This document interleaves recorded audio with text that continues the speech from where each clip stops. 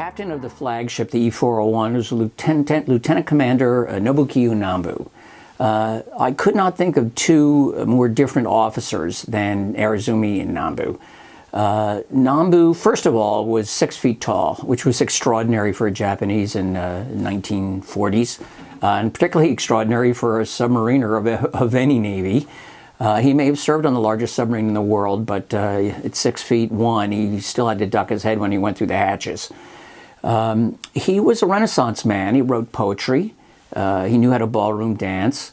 He was more internationally minded, more cosmopolitan in many respects than I think Arizumi was. And clearly their command styles clashed tremendously. In fact, even just seeing the two men standing together on the bridge, somebody commented they looked like a 10-pin in a bowling ball. I mean, they physically couldn't be more different, and their command styles couldn't have been more different.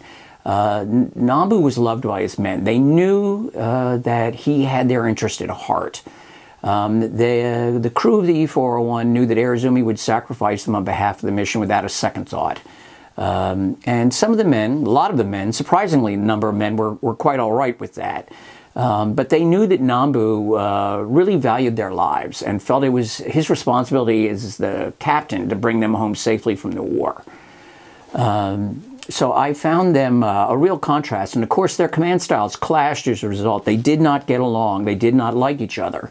They had to work together, and because it was a very strict protocol and discipline of the Imperial Japanese Navy, there was never any question that Nambu would have to carry out Arizumi's orders. But there was a little bit of confusion or opportunity for confusion, because the E-401 may have been Nambu's sub to command, but the fleet commander was also on board. So though the crew technically should take orders from Nambu, there's always that kind of dual reporting line, which could cause some confusion with having such a strong-headed individual as Arizumi at the top.